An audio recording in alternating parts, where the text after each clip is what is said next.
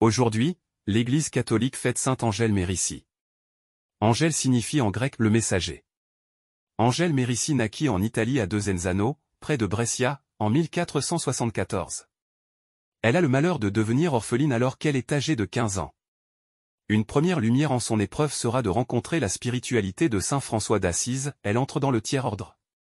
Puis vers sa 20e année, Angèle entrevoit dans une vision spirituelle ce que sera sa vocation.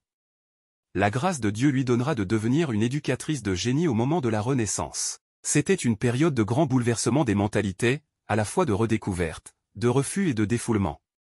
Face au risque évident d'un néopaganisme, sous prétexte d'une exaltation de l'humanisme, Angèle approfondit son idéal éducatif dans la prière. Elle devra patienter une 40aine d'années.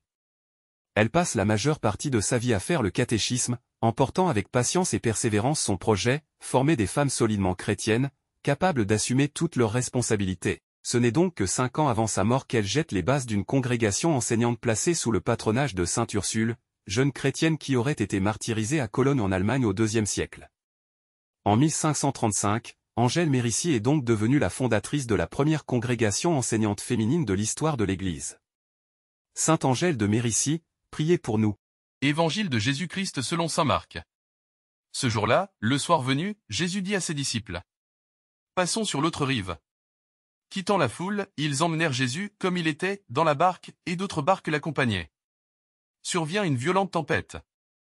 Les vagues se jetaient sur la barque, si bien que déjà elle se remplissait. Lui dormait sur le coussin à l'arrière.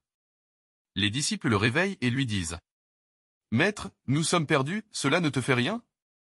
Réveillé, il menaça le vent et dit à la mer: Silence, tais-toi. Le vent tomba, et il se fit un grand calme. Jésus leur dit: Pourquoi êtes-vous si craintifs? N'avez-vous pas encore la foi? Saisis d'une grande crainte, ils se disaient entre eux: Qui est-il donc, celui-ci, pour que même le vent et la mer lui obéissent? Acclamons la parole de Dieu. Louange à toi Seigneur du Jésus.